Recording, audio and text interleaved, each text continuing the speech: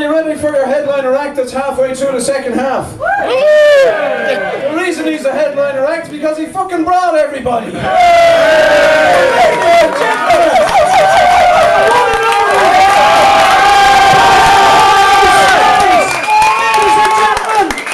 What's his name again?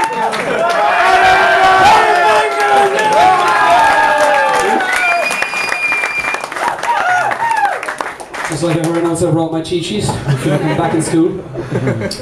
So how we get on is, do we have a good weekend? We all having a good weekend, Jack? Yeah. I bet you it's better than mine. Oh, I meant to say this to you. It's not you, it's me. Okay. So yeah, well, my weekend wasn't great. I spent most of my weekend looking after my sister. She fractured both her elbows. So, you know, she was pretty incapacitated, couldn't do much. And just a word of warning, if you're ever looking after somebody who can't wipe their own ass, lads, 3 words: low fibre diet. Because there's just certain things a brother should not have to do for a sister. Anyways, well, my name is Colin anyways, apparently some of you know me, I don't know. And I'm supposed to keep you entertained for the next 7 minutes or so. And I'll tell you, if my sex life is anything to go by, we could be in for 5.5 minutes of an uncomfortable silence.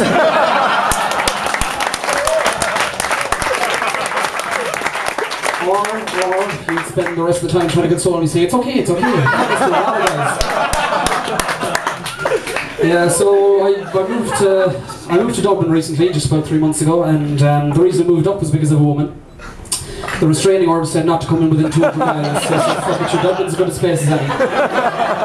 So we moved up anyways, myself and herself and John Joe Roo.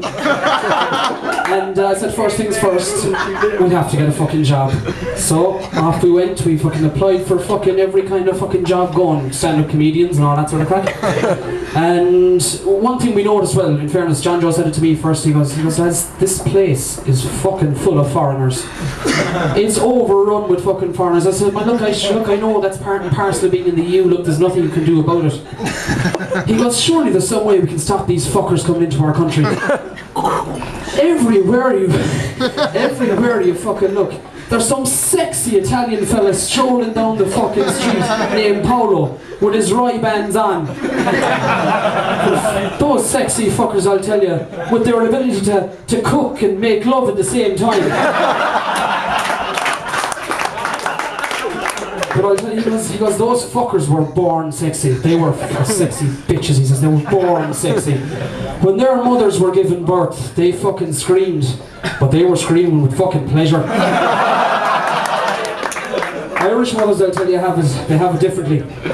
When we were born, or when they're going through childbirth, they scream with fucking agony. But that's only because we're as awkward coming out as we are trying to get fucking in.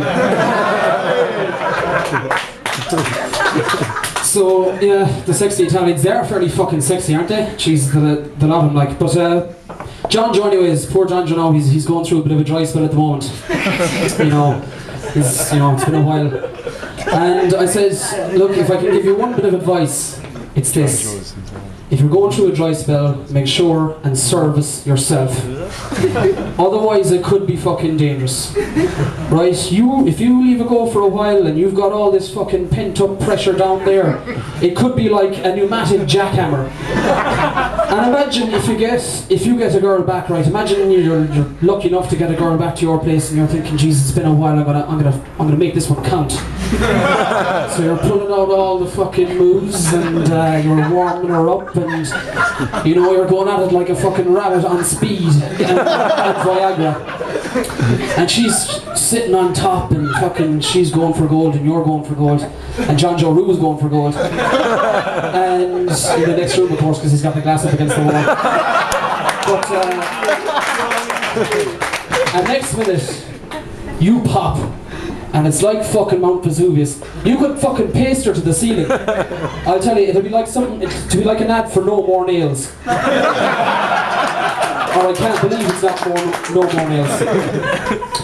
Yeah, so that's grand. I said, look, I'm speaking from experience myself. I said, look, I've gone through dry patch myself before, believe it or not, lads. And never. But I said, well, one time I decided, right, I said I'd do the whole, you know, the whole 40 days and 40 nights thing, you know.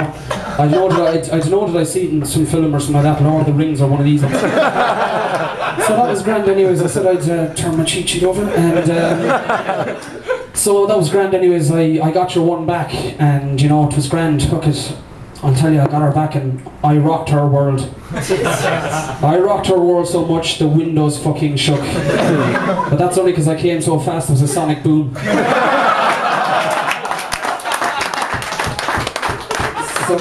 that was grand. That was grand anyways. I said, right, look, fucking I'll help him get over his dry spell anyways. There's got to be something we can do, so I sat him down and we watched a few reruns of Carol Spain Wants to Muff a Hooker, and or wants to pay a prostitute to go up with him on TV or something. So that was grand anyways. We watched them, and that was fucking useless. That was no help. So I said, right, there has to be something that we can do. So I said, right, fuck it. I said, body language. I said, you know, you want to be able to maximise your chances when you're out in the pull, you know. You don't want to be wasting your time with these girls that aren't interested, like these attractive, confident girls. Like, forget about them. So I googled, as you do, googled my fucking body language and threw up a few interesting facts. You know, apparently if you're standing in a group of people, subconsciously people's feet will point to the person that they're attracted to. Just a little tip. And another one as well is if a girl, you know, has a drink and she sets it down beside yours, it means, you know, you got a chance, you could be in there. If you see a girl staggering around and slurring her words, it usually means one more double vodka, a couple of tequilas, and she could be yours. Another one as well, very interesting, is if you see a girl, right, lying in a club with no pulse and she's just lying there, it probably means you've overdone it with the Rohypnol again. Now get the fuck out of there and don't hang around. Not to be confused though with seeing a girl lying asleep at a party. That just means she's pretty open-minded.